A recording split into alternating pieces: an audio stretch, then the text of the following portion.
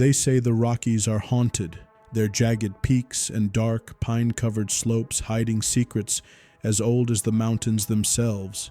But I never truly understood the depth of that darkness until the night I found myself alone on a forgotten stretch of track, the wind howling through the canyons like the screams of the long dead, the icy air cutting through my jacket as if the cold itself sought to freeze my bones.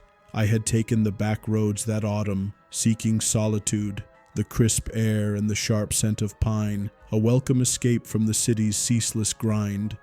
My old pickup bouncing over the rutted dirt roads that twisted and turned like the spine of some ancient beast, each mile pulling me deeper into the wilderness. I had stopped in a tiny, forgotten town at the base of the mountains, the kind of place where the gas pumps were older than the cars that pulled up to them, and the locals watched with wary eyes as I filled my tank, their whispers carrying the weight of old fears as they eyed the mountains that loomed over the town like silent, brooding gods. I should have heeded their warning glances, should have taken the cracked, rusted road signs and the faded posters on the walls of the general store as the omens they were. But I pressed on, drawn ever higher into the Rockies by the call of the wild, the shadowed peaks growing closer, their snow-covered ridges catching the last light of the setting sun, like the teeth of some great slumbering predator.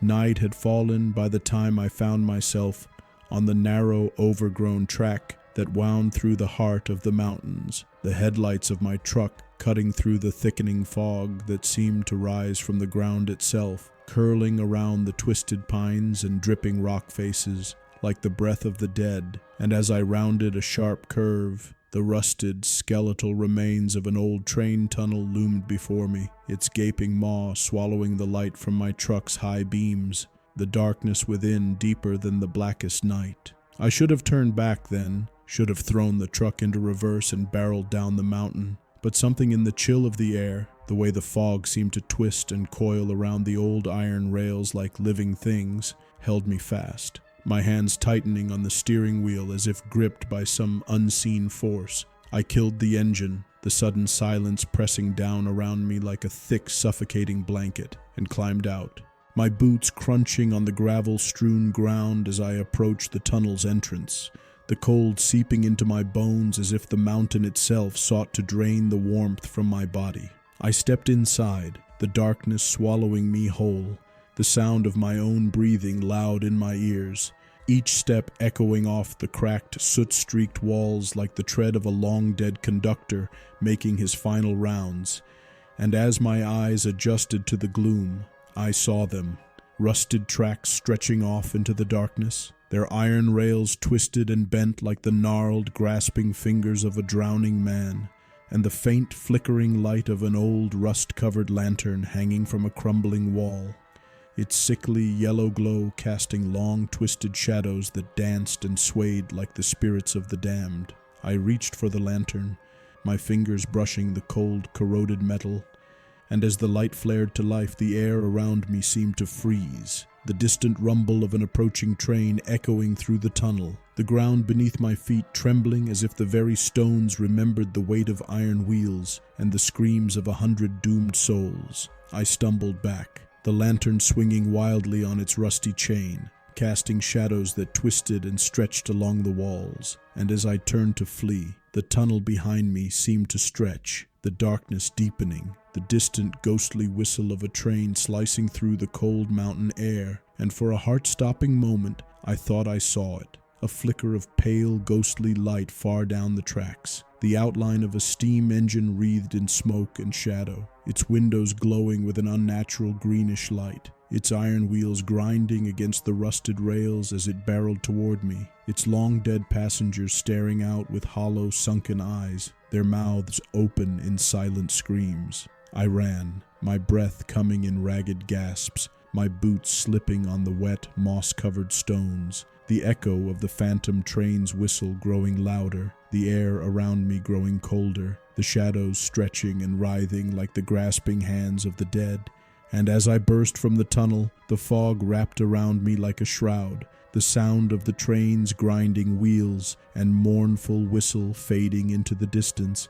leaving me alone in the dark, the taste of smoke and cold iron thick in my mouth, my heart hammering in my chest as I realized that I had not escaped, that the ghostly train, the lost souls it carried, had followed me out, their hollow, staring eyes watching from the shadows, their whispers echoing through the trees, calling me back to the darkness, back to the tracks, back to the place where the dead still ride beneath the shadow of the Rockies. I couldn't shake the feeling that I was being watched. As I stumbled back toward my truck, the faint sounds of the phantom train's whistle still echoing in my ears, the darkness behind me closing in with every step, as though the very night itself was alive, reaching for me with cold, bony fingers. I reached the truck, my hands trembling so violently that I could barely manage to turn the key, the engine sputtering to life as I slammed the shifter into gear and sped down the mountain road,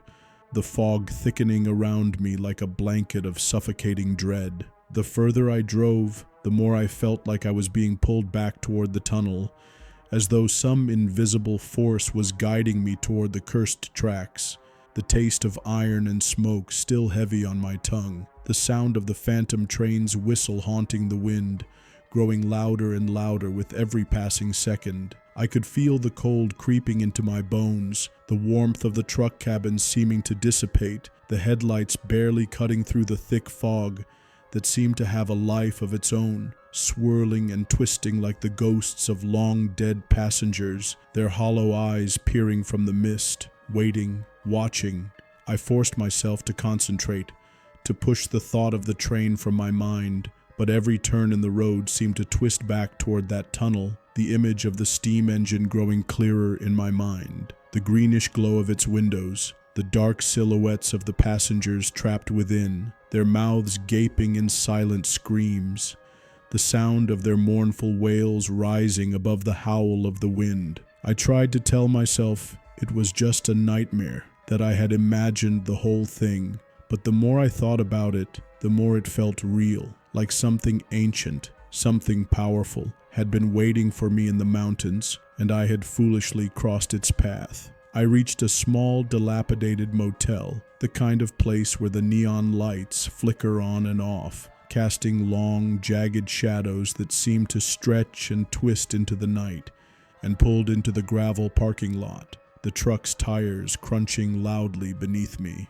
The motel owner, an old man with a weathered face and hands that shook like leaves in the wind, watched me warily from the doorway, his eyes flicking nervously toward the road. I could tell from the way he glanced over his shoulder that something was wrong, that he knew, like the townsfolk I had met earlier, that the mountains held secrets no one dared speak of, and as I walked toward him, I felt the weight of his gaze on me, his eyes filled with a kind of unspoken terror, as though he could see the fear in my own eyes. "You're the one who saw it, aren't you?" he asked in a raspy voice, his words cutting through the cold night air like a blade. I nodded, unsure of what else to say, and he motioned for me to follow him inside, his bony fingers gripping the door frame as he ushered me into the dimly lit lobby. Inside, the walls were covered in peeling wallpaper, and the air smelled of old wood and stale cigarette smoke, the kind of place that hadn't seen a fresh coat of paint in decades. The old man handed me a key, the metal worn and chipped, and led me down a narrow hallway to a room at the far end. As I stepped inside, the air felt heavy, oppressive, like the very walls were closing in on me. The room was small, the bed covered in a faded floral quilt, the window cracked open just enough to let in the cold mountain air. As I set my bag down on the bed, I noticed a stack of old newspapers on the nightstand, yellowed with age and barely holding together, their headlines barely legible. The old man must have noticed my gaze, for he cleared his throat and spoke again, his voice low and strained. "You're not the first one to see it," he said, his eyes flicking nervously to the window, as though the phantom train might come crashing through it at any moment. "The train, it comes for those who wander too close. It's been happening for years, ever since the crash." My heart skipped a beat at the mention of a crash. "What crash?" I asked, my voice barely a whisper. The old man sighed, running a trembling hand through his thinning hair. "It happened decades ago, back when the railroads were still in full swing. A train, full of passengers, derailed up in the mountains. The wreckage was never found. Some say it was sabotaged, others say it was a freak accident, but no one ever saw the passengers again. Some folks say they still ride, trapped in the ghost train, forever bound to the tracks where they died. He paused, his eyes narrowing as he leaned in closer. But the real horror is what happens when the train finds you. I felt a cold chill run down my spine as he spoke, the air around us growing suddenly colder, and I glanced toward the window, half expecting to see the spectral train's glowing lights cutting through the fog. The old man stepped back, his face pale as he moved toward the door. "Stay inside tonight. Don't venture out. And whatever you do, don't listen for the train," he muttered, his voice barely audible. "It'll call to you, and once it calls, it won't stop until you've answered." As he left, closing the door softly behind him, I sat down on the bed, my heart racing, my mind spinning with the old man's words. The train, the crash, the passengers trapped forever in the ghostly wreckage. What kind of nightmare had I stumbled into? I wanted to sleep, to forget it all, but as I lay there in the dark, the wind howling outside and the eerie silence pressing down on me, I couldn't shake the feeling that I wasn't alone, that something was watching me, waiting for the right moment to strike. And as the minutes stretched into hours, the faintest sound began to echo in the distance, like the whistle of a train, faint at first, barely audible over the wind, but growing louder, closer, until I could hear the unmistakable screech of iron wheels grinding against the tracks. The phantom train was coming, and this time, I wasn't sure I would be able to escape. The screeching of the train wheels grew louder as I lay there in the dark, unable to tear my eyes away from the window, my heart pounding so hard in my chest, it seemed to echo in the stillness of the room. The sound wasn't real, I told myself. It couldn't be. But the more I listened, the more it felt like it was. Like something from deep within the mountains was calling to me, beckoning me into the night. I wanted to scream, to bolt from the room and run, but my limbs were frozen, as if the very air had thickened, wrapping itself around me, pinning me to the bed. The whistle sounded again, closer now, sharper, as though the train was barreling down the tracks, not miles away, but just outside the window. I could hear the rattle of the wheels, the hiss of steam, the low murmur of voices, faint, indistinct, but unmistakably there. My mind screamed that it wasn't real, that it couldn't be, but my body betrayed me. I crept out of bed, my feet cold on the wooden floor, and tiptoed toward the window, my hands shaking so badly I could barely pull back the curtain. What I saw took my breath away. Outside, through the thick fog, I could see the faintest outline of the train, its steam billowing into the night like a serpent rising from the abyss, its silhouette barely visible through the swirling mist. The greenish glow of the lanterns on the train's cars flickered eerily, casting twisted, elongated shadows across the ground. The train's whistle let out another mournful cry, the sound sharp and haunting, like the last breath of a dying soul. I backed away from the window, my heart racing, my hands clammy. But the moment I turned, I heard the door to my room creak open behind me. A cold breeze swept in, chilling me to the bone, and I spun around, expecting to see the old man standing there, his face as pale as the moon, warning me once more to stay inside. But there was no one. The door stood wide open, the hallway beyond it dark and empty. I stepped forward cautiously, my breath shallow, and then I heard it. Footsteps, faint but unmistakable, coming from down the hallway. They were slow, deliberate, each step echoing off the walls like a countdown. And as I stepped into the corridor, I could hear the distinct sound of a door creaking open further down. My mind screamed at me to run, but my legs wouldn't move. I was rooted to the spot, paralyzed by fear. Then, without warning, the sound of the phantom train's whistle cut through the silence again, loud and shrill, and everything seemed to shake. The walls vibrated as though the entire building itself was being rattled by the force of the passing train, and the floor beneath me felt like it might give way at any moment. The footsteps grew louder now, closer, and as I turned to look down the hall, I saw a figure emerging from the shadows. At first I thought it was the old man, but as it came closer I realized it wasn't. The figure was taller, leaner, its silhouette outlined against the dim light from the flickering bulbs overhead. It was wearing an old conductor's uniform, its dark coat tattered and stained, and its face, well, I couldn't see its face, not at first, but the closer it came, the more I could feel the weight of its gaze, even though its eyes were hidden in shadow. The footsteps stopped just in front of me, and the figure stood motionless for a long moment. I could feel my breath coming in ragged gasps, my chest tight with terror, and I wanted to scream, to run, but the words wouldn't come. Then, with a slow, deliberate motion, the figure raised a hand, pointing directly at me. I didn't know what to do. I didn't know what was happening, but the instant its finger pointed at me, I felt a chill so deep, so all-consuming, that it was as though every inch of warmth had been drained from my body, leaving me empty, hollow. The figure didn't speak. There was no need.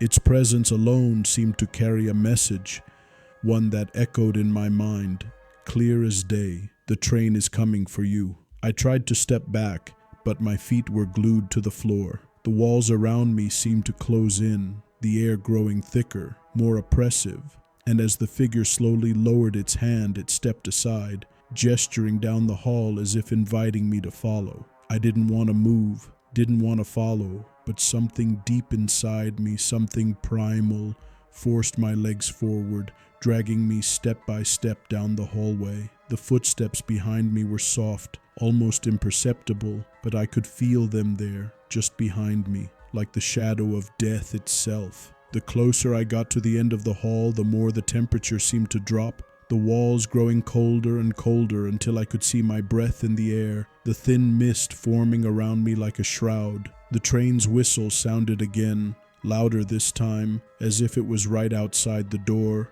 its whistle sharp and relentless, each note carrying with it a sense of finality, of doom. I reached the end of the hall, and the figure stopped. The door to the last room in the hallway stood ajar, a thin sliver of darkness beckoning from within. The door creaked open fully as I approached, and before I could even think about stopping, I was inside, standing in the cold, dark room. The figure remained in the doorway, its outline fading into the shadows, and as I stood there, the air around me grew heavy, thick with the weight of centuries of sorrow. Then, out of nowhere, the train's whistle sounded one last time, close, so close I could almost feel the vibration of the tracks beneath my feet. The ghostly figure stepped back into the darkness, and the door slammed shut behind me. I was alone again, alone with the shadows, and the knowledge that the phantom train was waiting, somewhere out there in the night, and it was coming for me. The silence that followed the slamming of the door was deafening. I stood there, in the dark, my heart pounding in my chest, my breath coming in shallow gasps. The only sound was the faint, distant rattle of what seemed like wheels, iron wheels grinding on rusted tracks. I tried to convince myself that I was imagining it, that it was all just some terrible dream, but I couldn't shake the feeling that I was being pulled deeper into something much darker than I had ever understood. The shadows in the room seemed to press in around me, thickening with each passing second, and I felt an icy chill crawl up my spine, as though the very air was growing colder. I fumbled for my phone, but it had no signal. The batteries were dead, or maybe they never worked in the first place. It was as if the room itself had drained all the life from the small device, leaving me completely disconnected from the outside world. I turned in a circle, desperately searching for some way out, but the room was exactly the same as it had been when I entered, small, cramped, with peeling wallpaper, a single bed covered in faded floral sheets, and a thin sliver of moonlight creeping through the cracked window. There was no escape. That's when I heard it again, the unmistakable sound of a train's whistle, this time much closer, and a low rumble that seemed to vibrate through the floor, rising from the depths of the earth itself. I froze, every hair on my body standing on end as the air around me grew colder still, the temperature dropping with a suddenness that took my breath away. The room, the entire motel, seemed to groan under the pressure, as if the very foundations were being shaken by the oncoming force. My eyes darted to the window, and I saw it. There, through the fog, the faint outline of the train, its ghostly lights flickering in and out of existence, casting long, twisted shadows that seemed to stretch toward me, reaching, clawing as though the train itself was alive and hungry. The wheels screamed louder now, the sound of the engine thundering through the mist like some terrible beast that had been awakened from a centuries-long slumber, its power unimaginable, its fury endless. I turned toward the door, my body screaming to run, to escape, but my feet wouldn't move. My legs felt like they were made of stone, heavy and unyielding, as if the room was holding me there, binding me to this place, trapping me with the thing that had been hunting me since the moment I arrived. And then, just as suddenly as it had begun, everything stopped. The rumble, the whistle, the oppressive cold, it all vanished in an instant, leaving behind a suffocating silence that felt like it was pressing in on me from all sides. I stood there in the dark, my breath catching in my throat, waiting for something, anything to happen. But nothing did. The room felt wrong. The air, thick with the scent of decay, seemed to pulse with a life of its own, and that's when I saw it. A face, a pale, gaunt face, staring at me from the darkness in the corner of the room. Its eyes were hollow, black as pitch, and its mouth was open in a silent scream. Its skin stretched tight over its bones. The figure moved then, slowly, deliberately, its form shifting and writhing in the shadows, and I realized that it wasn't one figure, but many, dozens, perhaps hundreds of ghostly faces, all staring at me with eyes wide open, their mouths gaping in eternal silent agony. They were the souls of the passengers who had perished in the crash, their spirits bound to the train, cursed to ride the rails forever. And now they were here with me. I staggered backward, my hands fumbling for the door, but it was no use. The room was no longer the same. The walls had closed in, the ceiling had lowered, and the very air seemed to vibrate with the echoes of the train's whistle. The ghostly faces advanced, reaching out for me with skeletal hands, their fingers brushing my skin like ice. I could feel their cold touch seep into my bones, and I knew without a doubt that I had reached the end. The train was here, and it had come for me. As the faces closed in, I heard the train's whistle one final time, louder now, the sound deafening, all-encompassing. The walls of the room seemed to collapse, and for the briefest of moments, I felt weightless, as though I were falling through the air. The last thing I saw before the darkness took me was the glowing light of the train, its spectral form hurtling toward me, the hollow eyes of the passengers peering out from the windows, their faces twisted in eternal screams. The world around me vanished, and I was gone. But they say the train still rides the rails of the Rockies, its ghostly passengers still searching for the souls that wander too close to the tracks. And those who encounter it, those who hear the distant whistle, feel the chill of death in their bones. They are never seen again. The phantom train of the Rockies claims them, one by one, pulling them into its cursed embrace, where they too will ride the tracks forevermore, lost in the fog, bound to the ghostly train until the end of time. Have you ever experienced a ghostly encounter or heard of a haunted train? Share your own spooky story in the comments below. Don't forget to like this video and subscribe for more chilling tales from the world of the paranormal.